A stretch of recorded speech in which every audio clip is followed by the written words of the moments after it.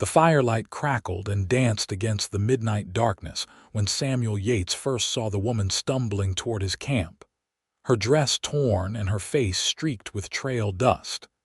And in that moment, he had no idea that one simple act of kindness would reshape everything he thought he knew about honor, justice, and love itself. Samuel had been riding for 3 days straight through the Arizona Territory, pushing his mare harder than he should have, trying to outrun thoughts of the ranch he had lost and the family he had buried. It was late June in 1878, and the desert heat had finally given way to the cool embrace of night. He had made camp in a shallow canyon about 20 miles west of Prescott, near a spring that still ran clear, despite the drought that had gripped the territory for months. His coffee was just starting to boil when he heard the sound of footsteps on gravel. Samuel rose quickly, his hand instinctively moving to the revolver at his hip. Outlaws and bandits were common in these parts, and a lone traveler was easy prey. But when the figure emerged from the darkness into the circle of firelight, he relaxed slightly. It was a woman, maybe 25 years old, with long dark hair that fell past her shoulders and eyes that caught the firelight like amber. She was beautiful, even in her disheveled state, but what struck Samuel most was the desperation in her expression. "Please," she said, her voice hoarse. "I need help. I have been walking for hours. My horse threw me miles back, and I think there are men following me." Samuel was 28 and had learned caution the hard way, but he was not the kind of man who could turn away someone in genuine need. He gestured toward the fire. "Sit down. Are you hurt?" The woman practically collapsed onto the ground near the warmth of the flames. "Just bruised, thirsty. I have not had water since midday." Samuel fetched his canteen and handed it to her. She drank deeply, then wiped her mouth with the back of her hand. "Thank you. My name is Katherine Jensen, Samuel Yates." He settled back onto his bedroll and studied her more carefully. Her dress had once been fine, dark blue fabric with buttons that spoke of money, though now it was torn at the hem and covered in dust. She wore no jewelry, which was odd for a woman of apparent means. "What are you doing out here alone?" "This is not exactly safe country for anyone, let alone a woman traveling by herself." Katherine looked into the fire, her expression troubled. "It is a long story, and I am not sure you would believe me if I told you. Try me. We have got all night, and if there are men following you like you say, we should probably keep watch anyway." She was silent for a long moment, and Samuel poured 2 cups of coffee. He handed her one, and she wrapped her hands around it gratefully. The night had turned cold, as desert nights always did, and he could see her shivering despite the fire. "I was supposed to get married 3 days ago," Katherine finally said. "In Prescott, to a man named Vincent Harlow. Do you know him?" Samuel shook his head. "Cannot say I do." "Consider yourself fortunate. He owns half the businesses in Prescott and most of the land surrounding it. He is wealthy, powerful, and absolutely ruthless. My father owed him money, a great deal of money, and when my father died 6 months ago, Vincent came to collect. He said he would forgive the debt if I married him." Samuel felt a familiar anger rising in his chest. He had seen this story before, powerful men using their wealth to control others, to take what they wanted regardless of the cost. "So you ran on the morning of the wedding?" "I stole one of his horses and rode as hard as I could. I thought if I could make it to Phoenix, I could disappear, maybe find work there. But the horse was not used to hard riding. She panicked when a snake crossed our path and threw me. I have been walking ever since." "And the men following you?" Katherine's hands tightened around the coffee cup. "Vincent would not let me go that easily. The debt was $20,000 and he wanted that marriage. Not just because of the money, though. He wanted to own me. He is the kind of man who collects things, beautiful things, and he decided he wanted to collect me." Samuel studied her face in the firelight. There was fear there, yes, but also determination. She was not the kind of woman who gave up easily. He found himself admiring that. "Well, you are safe here tonight. Get some rest. In the morning I will take you to Phoenix myself. It is on my way anyway." Katherine looked at him with surprise. "You would do that for a stranger?" "I would do that for anyone running from a man like the one you just described." She smiled then, a genuine smile that transformed her face. "Thank you, Samuel Yates. You might have just saved my life." They talked for another hour, keeping their voices low as they took turns keeping watch. Samuel learned that Katherine had grown up in St. Louis, that her father had moved them to Arizona Territory 2 years ago chasing a mining claim that never paid off, that she could read and write, and had even taught school for a while before her father's debts caught up with them. She was smart and well-spoken, and Samuel found himself drawn to her in ways that surprised him. It had been a long time since he had felt anything beyond grief and anger. Katherine learned that Samuel had owned a small ranch near Tucson, that he had lost his parents to fever the previous winter, and that he was heading north with no particular destination in mind, just trying to figure out what came next.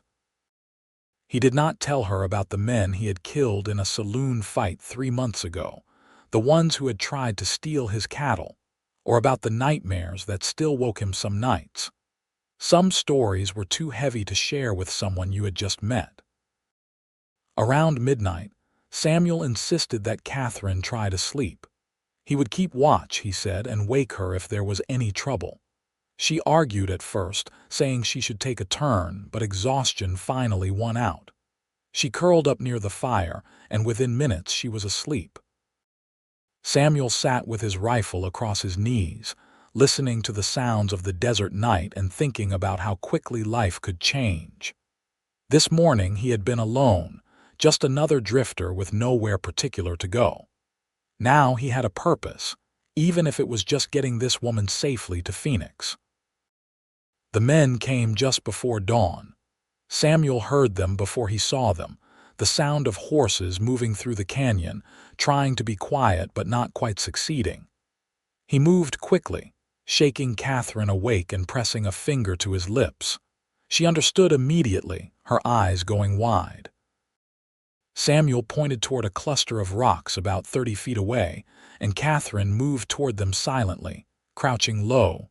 There were 3 of them, hard-faced men with guns on their hips and the look of hired muscle. They rode into the camp boldly, clearly not expecting resistance. The one in front, a big man with a scar across his cheek, spoke first. "We are looking for a woman. Dark hair, pretty, probably on foot. You seen her?" Samuel stayed calm, his hand resting casually near his revolver. "Lots of women in the territory. You got a name?" "Katherine Jensen." "She is wanted for theft. Stole a horse from a prominent citizen in Prescott. There is a reward for her return." Samuel made his voice casual, unconcerned. "Have not seen anyone like that. Been alone out here for 2 days." The scarred man looked around the camp, taking in the 2 coffee cups, the disturbed ground where Katherine had been sleeping. "You sure about that? Looks like you might have had company." "I said I have not seen anyone." Samuel's voice went cold. "Now I would appreciate it if you would move along.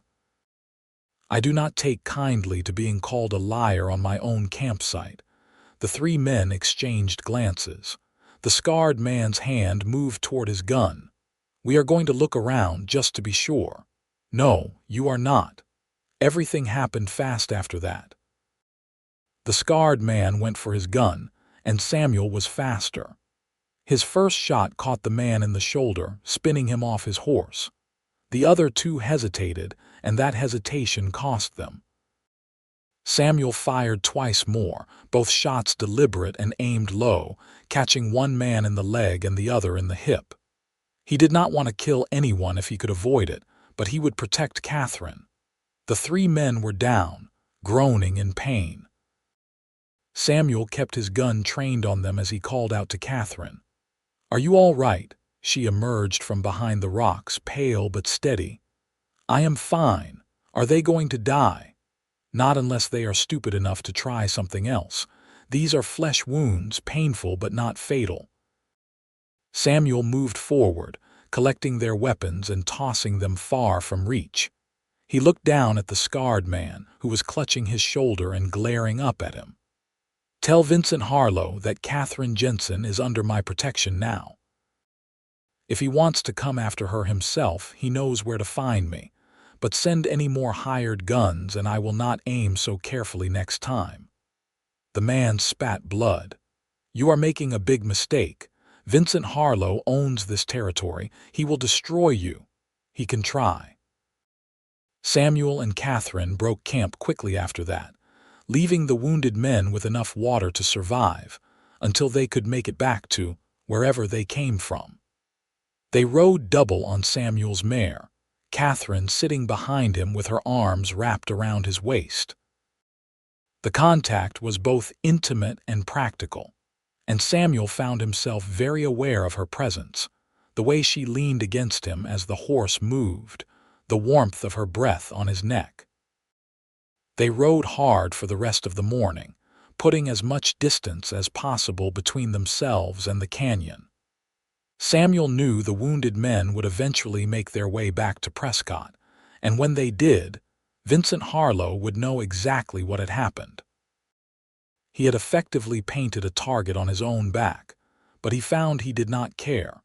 Something about Katherine Jensen made him want to be the kind of man who stood up for what was right. Consequences be damned. Around midday, they stopped to rest the horse at a small stream. Katherine slid off gratefully, stretching her legs. "Thank you for what you did back there. Those men would have taken me back to Vincent." "I know." Samuel dismounted and led the mare to water. "But we have got a problem now. Vincent Harlow sounds like the kind of man who does not give up easy. Even if we make it to Phoenix, he might still come after you." Katherine sat down on a rock near the water's edge. "I have been thinking about that. Phoenix might not be far enough. I might need to leave the territory entirely." "Where would you go?" "I do not know. California, maybe. Or north to Colorado. Somewhere Vincent's reach does not extend." She looked up at Samuel, her eyes searching his face. "You have done so much already. I cannot ask you to keep helping me." Samuel surprised himself with his next words.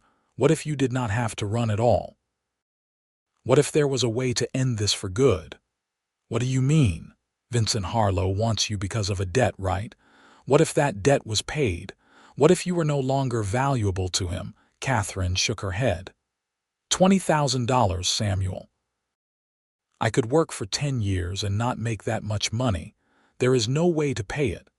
Samuel had been thinking about this for the past few hours, an idea forming in his mind. "I sold my ranch 3 months ago, got $12,000 for it. I have been carrying it with me, not sure what to do with it. What if we went back to Prescott together and I paid off part of your father's debt? Maybe we could negotiate the rest, work out some kind of payment plan." Katherine stared at him in disbelief. "You would give me $12,000? You barely know me." "I know enough.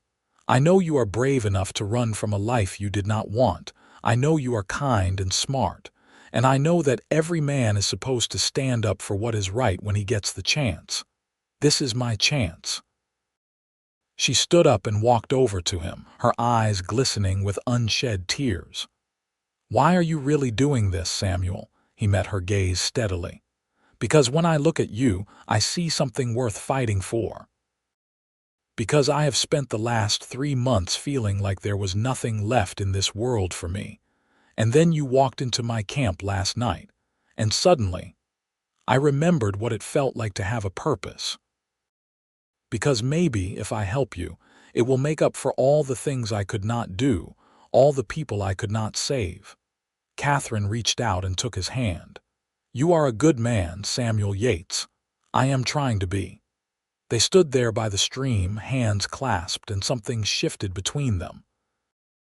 It was not just gratitude or obligation anymore.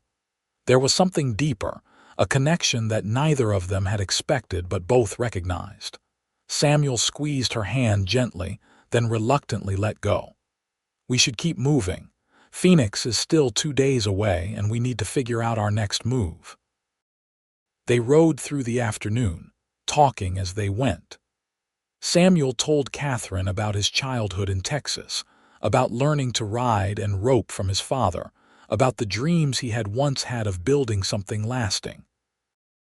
Katherine told him about growing up in a city, about the shock of moving to the rough frontier, about learning to adapt and survive. They discovered they both loved books, though good reading material was hard to come by in the territory. They both preferred coffee to tea, sunrise to sunset, and neither of them had much patience for foolish people. By the time they made camp that evening in a sheltered grove of cottonwoods, they felt like old friends rather than strangers. Samuel shot a rabbit for dinner, and Katherine proved surprisingly skilled at preparing it, explaining that her father had been useless at domestic tasks, so she had learned to cook and hunt out of necessity. They ate by firelight again, and Samuel found himself watching the way the flames highlighted Katherine's features, the curve of her cheek, the determined set of her jaw. "Can I ask you something personal?" Katherine said after they had finished eating. "Sure." "You said you lost your parents last winter. Were you close with them?" Samuel stared into the fire. "Yes. My father was the best man I ever knew. He taught me everything important, how to be honest, how to work hard, how to treat people with respect. My mother was strong, the kind of woman who could run a household and still find time to help neighbors. When they both got sick with fever, I tried everything. Brought in a doctor from Tucson, sat up with them night after night. Nothing worked. They died within days of each other. I am so sorry. The worst part was not being able to do anything. I am good with my hands, good with horses and cattle, decent with a gun, but I could not save the two people who mattered most. After they died, I did not see much point in keeping the ranch. Too many memories. So I sold it and started riding, thinking maybe I would find something worth staying for somewhere else." Katherine moved closer to him, close enough that their shoulders touched. "Maybe you will. Maybe you already have." Samuel turned to look at her, and the expression on her face made his heart beat faster. "Katherine, I need to be honest with you about something. I am starting to care about you in ways that go beyond just helping someone in trouble. But I do not want you to feel obligated to me because of what I am doing. If we go back to Prescott and deal with Vincent Harlow, you will be free. Free to go wherever you want, do whatever you want. You will not owe me anything." Katherine held his gaze. "What if I do not want to be free of you? What if I want to stay? You barely know me. I know that you saved my life. I know that you are willing to give up your own money to help a stranger. I know that you are gentle and kind but strong when you need to be. I know that when I am with you, I feel safer than I have felt in years." "Is that not enough to start with?" Samuel reached up and touched her face, his hand trembling slightly. "I have not felt anything like this in a long time. I am scared I am going to wake up and you will be gone." "I am not going anywhere." Katherine leaned into his touch. "Unless you want me to." "I do not want you to go. Ever." He kissed her then, gently at first, then with growing passion as she responded. It felt like coming home after a long journey, like finding something precious that he had not even known he was looking for. When they finally pulled apart, both of them were breathing hard. "We should probably get some sleep," Samuel said, though he made no move to let her go. Katherine laughed softly. "Probably. But I do not think I can sleep yet. My heart is racing too fast." They sat together by the fire, her head on his shoulder, his arm around her waist, talking quietly about everything and nothing. Samuel told her about his dreams of maybe starting another ranch someday, somewhere new where the memories would not be so heavy. Katherine talked about wanting to teach again, about believing that education was the key to building a better future in the territory. They made plans tentatively at first, then with growing excitement, imagining a life together that just yesterday would have seemed impossible. "We are moving fast," Katherine said at one point. "We have only known each other for a day." "You want to slow down?" She considered this, then shook her head. "No, life is too short and uncertain out here. When you find something good, you hold on to it." "That is what I thought too." They finally slept a few hours before dawn, curled together for warmth and comfort. Samuel woke first, as the eastern sky was just starting to lighten, and for a moment he lay still, watching Katherine sleep. Her face was peaceful, younger looking in repose, and he felt a fierce protectiveness wash over him. Whatever happened next, he would make sure she was safe. He would give up everything if necessary to ensure her freedom and happiness. Katherine stirred and opened her eyes, smiling when she saw him watching her. "Good morning." "Morning. How did you sleep?" "Better than I have in months, years maybe." She sat up and stretched. "We should probably talk about what we are going to do. Are we really going back to Prescott?" Samuel had been thinking about this all night, turning it over in his mind. "I think we have to. You cannot spend your whole life running, and I do not want to wonder if Vincent Harlow is going to show up someday. Better to face him now on our terms." "He is dangerous, Samuel. He has men who will do whatever he asks. He could have you killed." "He could try. But I am not without resources myself. I know people in Prescott, other ranchers and cowboys who do not take kindly to bullies. If we are smart about this, we might be able to back him into a corner where he has no choice but to accept a settlement." Katherine looked worried but determined. "All right, if you are sure, but I want you to promise me something." "What?" "If things go bad, if it looks like Vincent is going to hurt you, you walk away. I will go with him if I have to, but I am not letting you die for me." Samuel took her hands in his. "That is not going to happen. We are in this together now. Both of us walk away free, or neither of us does." They reached the outskirts of Prescott late the next afternoon. The town had grown since Samuel's last visit a year ago, new buildings springing up along the main street, more people crowding the boardwalks. It was the territorial capital, a place of lawyers and politicians mixed with miners and cowboys, and it had an energy that was distinctly different from the rough mining camps and cattle towns Samuel was more familiar with. They found a small hotel on a side street, and Samuel paid for 2 rooms, though they both knew he would probably spend the night in Katherine's. He wanted to maintain appearances for her sake, to protect her reputation as much as possible. After they had cleaned up and changed clothes, Katherine in a simple dress Samuel had bought at a general store and himself in his cleanest shirt and pants, they sat down to plan their approach. "We need information first," Samuel said. "I want to know exactly how much your father owed, what the terms were, and what Vincent Harlow's legal standing is. Is this a legitimate debt, or was it some kind of extortion?" "My father borrowed the money to buy a mining claim. The terms were in writing. I saw the papers. 5 years to repay at 10% interest. But when my father died, Vincent claimed the whole amount was due immediately. I do not know if that is legal or not. We need to talk to a lawyer then, someone who is not in Vincent's pocket." They spent the evening asking careful questions of the hotel owner and a few townspeople, trying to get a sense of who could be trusted. Finally, an older man at the hotel bar recommended a lawyer named Thomas Carver, saying he was honest and had stood up to Vincent Harlow before. The next morning, they went to see him. Thomas Carver was a thin man in his 50s with sharp eyes and an air of competence.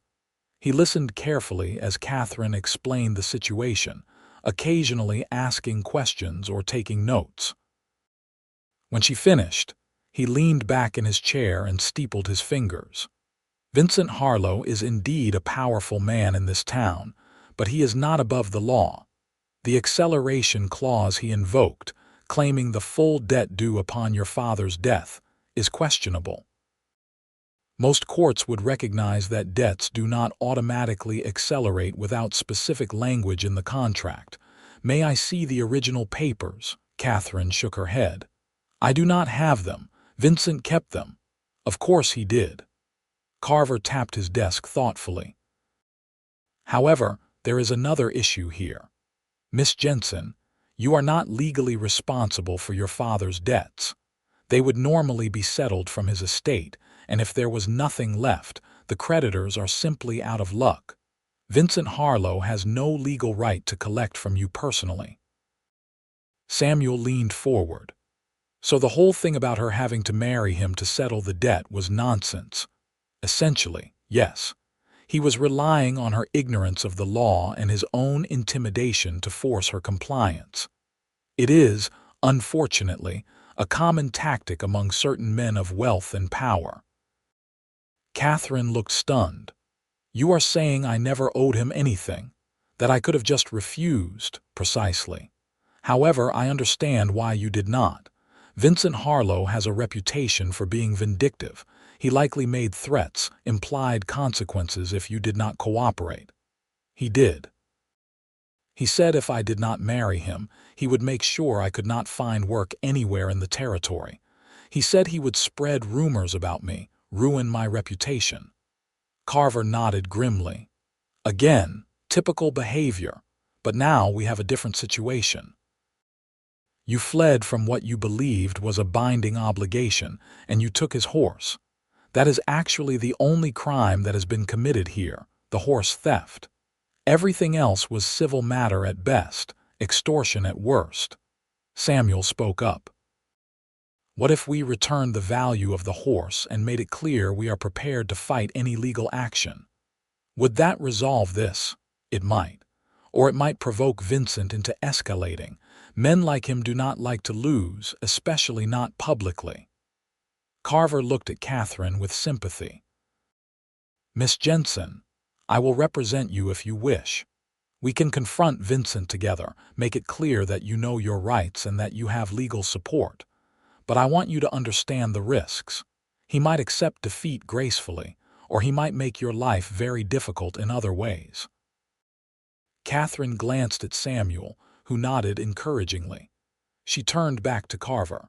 I am tired of running and hiding. Let us confront him. They arranged to meet with Vincent Harlow the following day at his office, a large room above a bank on Prescott's Main Street. Samuel insisted on going with Katherine despite Carver's concern that it might inflame the situation. She is under my protection, Samuel said simply, and that was the end of the discussion. Vincent Harlow was a handsome man in his early 40s, well-dressed and smooth-spoken, with cold eyes that assessed Katherine and Samuel like a rancher evaluating cattle. He sat behind an enormous desk, his posture relaxed, but Samuel could see the tension in his jaw. Katherine, my dear, I am so glad you have come to your senses and returned, and you brought friends, how thoughtful. His voice dripped with false warmth. Carver spoke before Katherine could respond. Mr. Harlow, I am representing Miss Jensen in this matter. We are here to clarify the legal situation regarding her father's debt and to arrange for the return of your horse. Harlow's eyes narrowed. The legal situation is quite clear. Her father owed me $20,000. She agreed to settle that debt through marriage. She then fled and stole valuable property. I could have her arrested. No, you could not. Carver's voice was firm. Miss Jensen is not legally responsible for her father's debts, as I am sure you know. Your attempt to coerce her into marriage was without legal foundation. As for the horse, we are prepared to pay you its fair market value, which I understand to be approximately $200. Once that payment is made, you have no claim on Miss Jensen whatsoever. Harlow stood up slowly, his hands flat on the desk. I think you are forgetting who you are dealing with, Carver. I own this town. I can destroy your practice with a word. And as for you, Miss Jensen, you will regret embarrassing me this way." Samuel had been silent until now, but he stepped forward, placing himself slightly between Katherine and Harlow. "I think you are the one forgetting something, Harlow. You are not talking to a frightened woman alone anymore. You are talking to her legal representative and to me. And I do not scare easy. And who exactly are you?" "Samuel Yates. I am the man who shot 3 of your hired guns 2 days ago when they tried to drag Miss Jensen back here against her will. I am the man who is prepared to testify in court about your threats and intimidation. And I am the man who is going to marry Katherine Jensen, which means any attack on her is an attack on me." The last part was improvised, something Samuel had not planned to say, but it felt right. He felt Katherine stiffen beside him in surprise, but she did not contradict him. Harlow's face had gone red. "You have no idea what you are getting into, Cowboy. I could have you run out of this territory by nightfall. You could try, but I have friends too. Other ranchers, cowboys, people who are tired of men like you running roughshod over honest folk. You make a move against me or Katherine, and I will make sure everyone in Prescott knows exactly what you tried to do to her. How you used a dead man's debt to try to force a young woman into marriage. How you sent armed men after her. You want to talk about reputation? Let us see how yours holds up under that scrutiny." There was a long, tense silence. Harlow's hands had curled into fists on the desk, and for a moment Samuel thought he might actually attack. But then the older man seemed to deflate slightly, his expression calculating. He was a businessman first, and he could recognize when he was beaten. $200 for the horse," Harlow said finally. "And I want it in writing that Katherine Jensen renounces any claim to her father's estate or anything associated with it." "Agreed," Carver said quickly. "And you will sign a document releasing Miss Jensen from any and all debts, obligations, or claims you might have against her or her father." "Fine." The papers were drawn up that afternoon, signed by all parties and witnessed by a notary. Samuel paid the $200 for the horse, barely feeling the dent in his finances. When it was done, Katherine was finally free. They walked out of Harlow's building into the bright Arizona sunshine, and Katherine took a deep breath of air that seemed sweeter than it had that morning. "It is over," she said wonderingly. "It is really over." Samuel took her hand. "It is over." She turned to him, her expression a mix of joy and confusion. "Did you mean what you said in there, about marrying me? I know it was sudden. I know we have only known each other a few days. But yes, I meant it. If you will have me." "Yes," Katherine said without hesitation. "Yes, I will marry you, Samuel Yates." They were married a week later in a simple ceremony at the Presbyterian Church in Prescott. Thomas Carver served as a witness, along with a few of the friends Samuel had made over the years, ranchers and cowboys who had come to town when they heard Samuel was settling down. Katherine wore a new dress, pale yellow like sunshine, that Samuel had insisted on buying her, and she carried a bouquet of wildflowers. Samuel wore his best suit, his hair slicked back, his hands trembling slightly as he slipped the ring onto her finger. The preacher pronounced them husband and wife, and when Samuel kissed Katherine, he felt like his whole life had been leading to this moment. Everything he had lost, all the grief and pain, had somehow brought him to this woman, this future. It was not the life he had planned, but it was better than anything he could have imagined. They spent their wedding night at the hotel, and Samuel was gentle with Katherine, taking his time, making sure she felt cherished and loved. Afterward, they lay tangled together in the sheets, talking quietly about their plans. "We should leave Prescott," Katherine said. "Start fresh somewhere Vincent Harlow cannot bother us." "I was thinking the same thing. There is good land up north near Flagstaff. Mountains, timber, water. We could start a ranch, a smaller one than what I had before. Raise cattle and horses. Maybe you could teach at the local school. That sounds perfect. They left Prescott 3 days later, heading north with a wagon full of supplies and a sense of adventure. The journey took a week, following rough roads through pine forests and high desert. They camped each night under the stars, and Samuel taught Katherine more about surviving in the wilderness, how to read the weather and track game. Katherine taught Samuel poems she had memorized as a girl, verses by Tennyson and Wordsworth that he had never heard before. They found the land they wanted about 15 miles south of Flagstaff, a valley with a creek running through it and good grass for grazing. Samuel used most of his remaining money to buy 200 acres and start building. He worked from dawn to dusk, felling timber for a cabin, digging a well, constructing corrals. Katherine worked beside him, proving stronger than she looked, and together they built a home. By October, the cabin was finished, a solid structure with 2 rooms and a stone fireplace. Samuel bought a small herd of cattle and a few horses, and they began the hard work of building a ranch. It was exhausting, the kind of labor that left them both aching at the end of each day, but it was also deeply satisfying. They were building something together, something that belonged to them and no one else. Winter came hard that year, with heavy snows that isolated them for weeks at a time. Samuel and Katherine spent long evenings by the fire, reading from the few books they owned, playing cards, talking about their childhoods and their dreams. They made love frequently, learning each other's bodies and preferences, finding joy and comfort in their physical connection. In March, Katherine told Samuel she was pregnant. He swept her up in his arms, spinning her around until she was breathless with laughter. "We are going to have a baby," he kept saying, as if he could not quite believe it. "We are going to have a baby," Katherine confirmed, her eyes shining.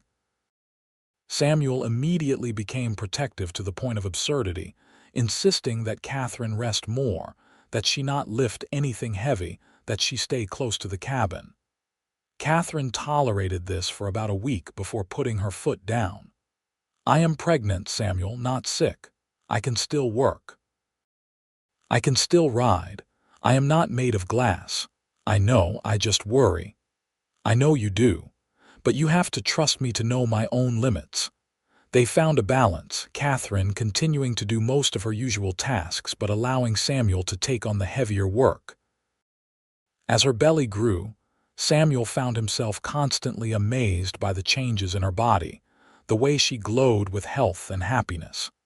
He would place his hand on her stomach and feel the baby kick, and each time it filled him with a sense of wonder. In November, Katherine went into labor. Samuel rode hard to Flagstaff to fetch the doctor and the midwife, terrified something would go wrong. But when he returned, Katherine was calm, breathing through contractions with the midwife's support. The labor lasted 12 hours, long enough that Samuel wore a path in the floor with his pacing. But finally, just before dawn, he heard the cry of a newborn baby. The midwife emerged from the bedroom, smiling. "You have a son, Mr. Yates, a healthy boy." Samuel went into the room on shaky legs. Katherine was propped up in bed, exhausted but radiant, holding a tiny bundle wrapped in blankets. She smiled when she saw him. "Come meet your son." Samuel approached slowly, almost reverently. The baby was red-faced and wrinkled with a shock of dark hair and tiny, perfect fingers. "He is beautiful," Samuel whispered. "He is. What should we name him?" They had discussed names for months but never quite settled on one. Now, looking at his son, Samuel knew. "James, after my father, James Yates." "James," Katherine repeated softly. "I like it. Hello, James." Welcome to the world. The years that followed were both challenging and rewarding.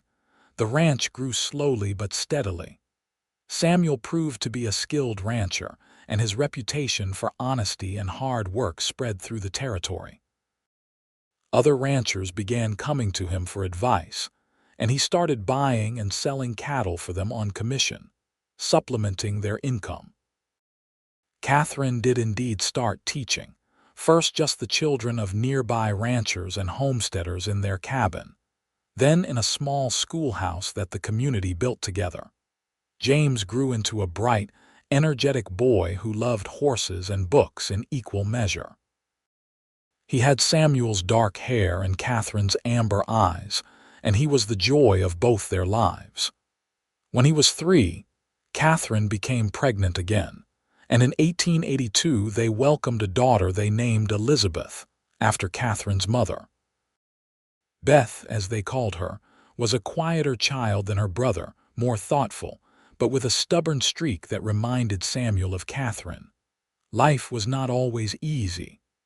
There were droughts that withered the grass and winters so cold that they lost cattle. There were illnesses that swept through the territory, and more than once Samuel sat up all night with a feverish child, praying desperately that he would not lose them. But they survived, grew stronger, built a life that was rich in love if not always in material wealth. In 1885, when James was 6 and Beth was 3, Katherine became pregnant for the 3rd time. This pregnancy was harder than the previous 2. Katherine was often tired and sick, and Samuel worried constantly. But when their 2nd son was born in the spring of 1886, healthy and screaming with vigor, his fears eased. They named this boy William, after Katherine's father, and he had red gold hair that came from neither parent but must have been inherited from some distant ancestor. The ranch continued to prosper through the late 1880s. Samuel and Katherine added to their land, eventually owning over 500 acres. They built a larger house to accommodate their growing family, a beautiful 2-story structure with a wide porch and glass windows that had to be freighted in from Flagstaff. Katherine's school had outgrown the small building and moved into town, and she went there 3 days a week to teach, always coming home to her family in the evenings. Samuel stayed involved in the ranching community, joining a cattlemen's association that worked to combat rustling and protect small ranchers from larger operations trying to squeeze them out. He was respected throughout the territory, known as a man of integrity who kept his word. He never talked much about the past, about the men he had killed or the life he had lived before Katherine. But those who knew him understood that he was someone you wanted on your side in a fight. Katherine flourished as well, not just as a teacher, but as a pillar of their small community. She organized church socials and helped found a lending library. She taught other women to read and write, believing passionately that education was the key to improving life in the territory. She was known for her kindness and her sharp intelligence, and more than one person said that Samuel Yates was a lucky man to have found her. In the summer of 1889, Vincent Harlow came back into their lives. Samuel heard first from a friend in Prescott that Harlow had lost most of his fortune in bad investments and was trying to recover by any means necessary, including some schemes that skirted legality. Then word came that Harlow was telling people Samuel had cheated him out of money years ago, that Katherine had been engaged to Harlow and Samuel had stolen her away. It was all lies, but dangerous ones that could damage Samuel's reputation and business. Samuel made the trip to Prescott, bringing Thomas Carver's old documents and several witnesses willing to testify to the truth. He confronted Harlow in a saloon, with half the town watching. He laid out the facts calmly and clearly, showing the papers that proved Katherine had never owed Harlow anything, that Harlow had tried to coerce her into marriage through intimidation and lies. He told the story of how Harlow had sent armed men after Katherine, how Samuel had been forced to shoot them to protect her, By the time Samuel was finished, even Harlow's few remaining friends were looking at him with disgust.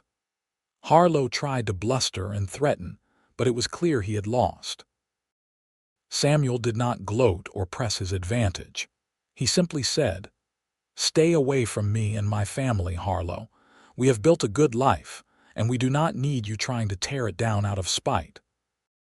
If I hear you have been spreading any more lies, I will come back here and make sure everyone knows every detail of what you tried to do to Katherine." Harlow left Prescott shortly after that, reportedly moving to California. Samuel never heard from him again.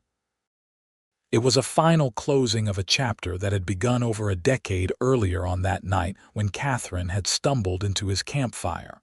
The children grew up strong and capable. James became a skilled horseman who loved working the ranch with his father.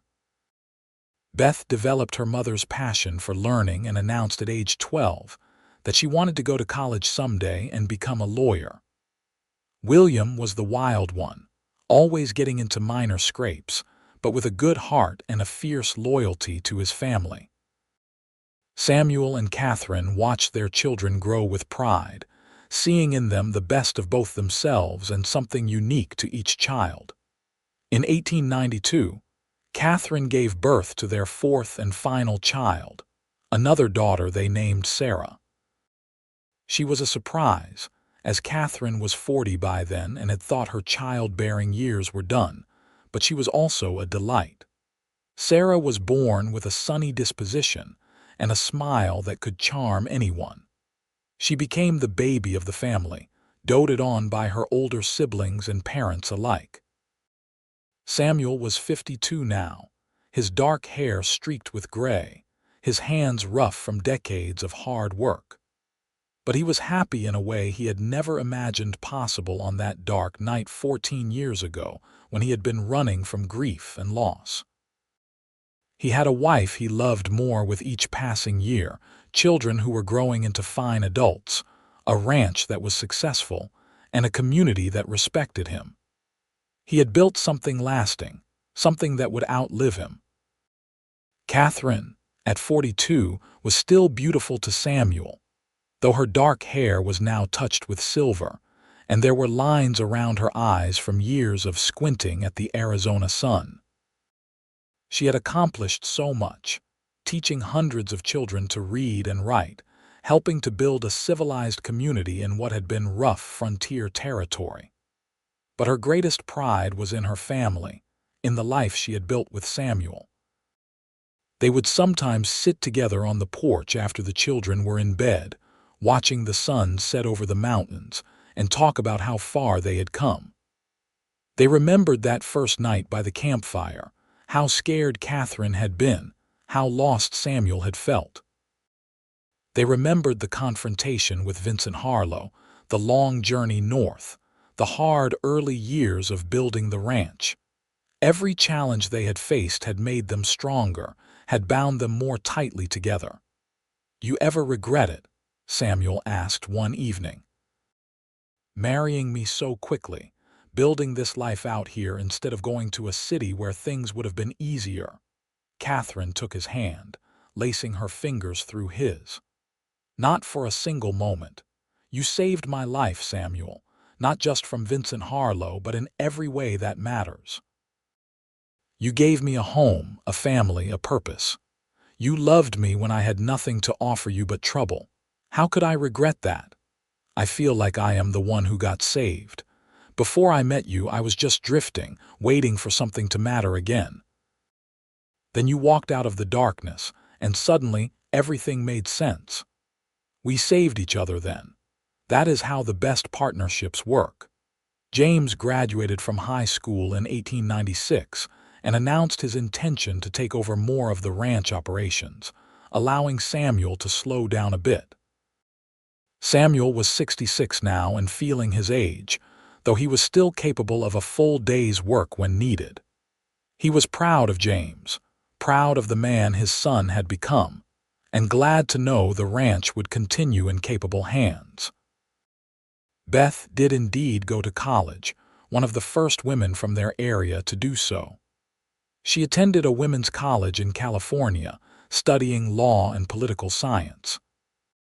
She came home for visits and told her family about the suffrage movement, about women fighting for the right to vote and to fully participate in society. Katherine listened with pride, seeing in her daughter the fulfillment of dreams she herself had once had. William decided to become a veterinarian, apprenticing with a doctor in Flagstaff, before heading east to a veterinary college. Sarah, still young, was showing an interest in teaching like her mother. The Yates children were making their mark on the world, and Samuel and Katherine could not have been prouder. In the summer of 1898, Samuel and Katherine celebrated their 20th wedding anniversary with a party that brought together friends from across the territory. There was music and dancing, food and laughter, and toasts to the couple who had built such a remarkable life together. Samuel danced with Katherine under the stars, just as they had done on their wedding night, and felt the same surge of love and gratitude he had felt then. 20 years, Katherine said, her head resting on his shoulder. It seems both like forever and like yesterday at the same time. I would do it all again. Every hard moment, every challenge, just to have you beside me.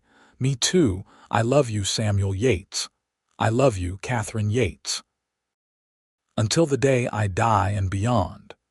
The years continued to pass, bringing both joys and sorrows as all years do. Samuel lost some of his oldest friends to age and illness. Katherine's eyesight began to fail, forcing her to finally retire from teaching, though she tutored children in their home until she was well into her 60s. The ranch went through periods of prosperity and lean times, but it always survived. The children all married and started families of their own. James brought his bride, a rancher's daughter named Anna, to live on the ranch, and they built a house nearby. They had 3 children, making Samuel and Katherine grandparents. Beth married a lawyer she met in California and stayed there, though she visited often with her 2 daughters. William married a schoolteacher and settled in Flagstaff, where he built a successful veterinary practice. Sarah married a young minister and moved to Phoenix, where she started a school for poor children. Samuel and Katherine grew old together with grace and dignity. They spent their days reading, gardening, playing with grandchildren, and enjoying the peaceful rhythm of life earned through decades of hard work. Samuel's hair went completely white, and his hands developed arthritis that made ranch work difficult, but he could still ride and still enjoyed being out on the land he had shaped. Katherine moved more slowly, her joints stiff, but her mind remained sharp and her spirit indomitable. On their 30th anniversary in 1908, they sat on the porch of their house, now surrounded by a thriving ranch and community they had helped build. Samuel was 78, Katherine was 58, and they had 11 grandchildren with another on the way.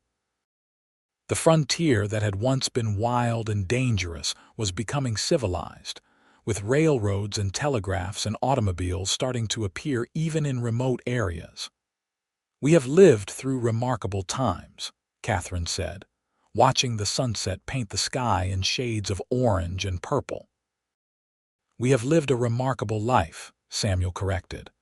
"Not just witnessing history, but making it, building something that will last long after we are gone.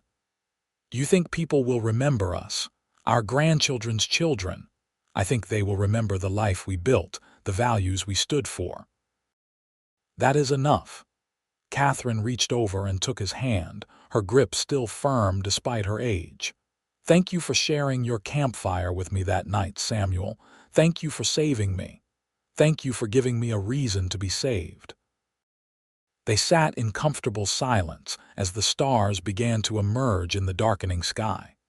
2 people who had found each other in the wilderness and built a love that had endured through decades. Samuel thought back to that night 30 years ago when he had been running from loss and pain, when he had built his campfire expecting nothing but another lonely night. He thought about the scared, desperate woman who had stumbled out of the darkness, and the choice he had made to help her.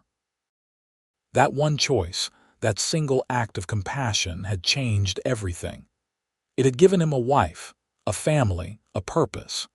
It had turned him from a drifter into a builder, from a man running from the past into a man creating a future. Catherine's confession that night, her story of fleeing from a forced marriage, had indeed changed the frontier, at least their small corner of it. They had built a community based on justice and compassion, where women had a voice, and where strength came from integrity rather than intimidation. Samuel lived to see his 85th birthday in 1915, surrounded by children, grandchildren, and even a few great-grandchildren. Katherine was 65 by then, still his partner in everything, still the woman who made him smile with a single glance. James had fully taken over the ranch, running it with the same integrity his father had demonstrated. The Yates name was known throughout Arizona as a mark of quality and honesty. Samuel passed away peacefully in his sleep on a warm June night, Katherine beside him holding his hand. His last words were, "I love you," and Katherine responded with the same words she had said so many times over their nearly 4 decades together. "I love you too. Forever." Katherine lived another 8 years, dying in 1923 at the age of 73. In those years without Samuel, she stayed busy with her grandchildren and great-grandchildren, teaching them to read, telling them stories of the old days, of the wild frontier and how their grandfather had saved her life. She never remarried, never even considered it. Samuel had been the love of her life, and she was content to live on the love they had shared rather than seeking to replace it. When Katherine died, she was buried beside Samuel in the small cemetery on a hill overlooking the ranch they had built together. Their headstone was simple, just their names and dates, but it stood as a testament to a love that had transformed not just 2 lives but an entire community. Their children and grandchildren gathered for the funeral, along with dozens of others whose lives had been touched by the couple's generosity and integrity. The ranch continued for generations after their deaths, passing from James to his children and then to their children. The land they had claimed from the wilderness remained in the Yates family, and every generation was taught the story of how it all began, with a cowboy sharing his campfire with a mysterious woman, and how that single act of kindness had created a legacy that endured. Their great-great-grandchildren would sometimes visit the old homestead, now a historical site preserved by the family, and look at the photographs on the walls. There was Samuel, stern-faced but with kind eyes, standing beside Katherine in her wedding dress.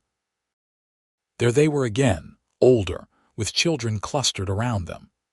And there they were in the final photograph, both white-haired and weathered by decades of sun and wind, sitting on their porch and smiling at each other with a love that transcended time. The story of Samuel and Katherine Yates became a legend in Arizona, told and retold, embellished and mythologized. But at its heart, it remained a simple truth: that love can be found in unexpected places, that compassion can change lives, that 2 people willing to fight for each other can build something beautiful and lasting. They had met as strangers in the darkness and built a partnership that had literally shaped the landscape and community around them. Their confession, Katherine's revelation of why she was fleeing, had indeed changed the frontier. It had led to a legal challenge of unfair debt practices, to greater awareness of women's rights, to a community built on principles of justice and equality. But more than that, it had changed 2 individual lives, transforming loss and despair into hope and love. And in the end, perhaps that was the most important thing of all, not the grand historical impact, but the intimate personal transformation. Two souls finding each other and choosing to build a life together despite all the obstacles in their way. The campfire that Samuel had built that night in 1878 had long since turned to ash and blown away on the desert wind. But the warmth it represented, the light it had cast into the darkness, had never truly faded. It lived on in every descendant who carried the Yates name, in every person who heard their story and was inspired by it. In the very soil of the ranch they had carved from the wilderness. Samuel Yates had shared his campfire with a mysterious woman, and in doing so had lit a flame that would burn across generations, a beacon of hope and love that proved even in the hardest, wildest places, compassion and courage could create something extraordinary.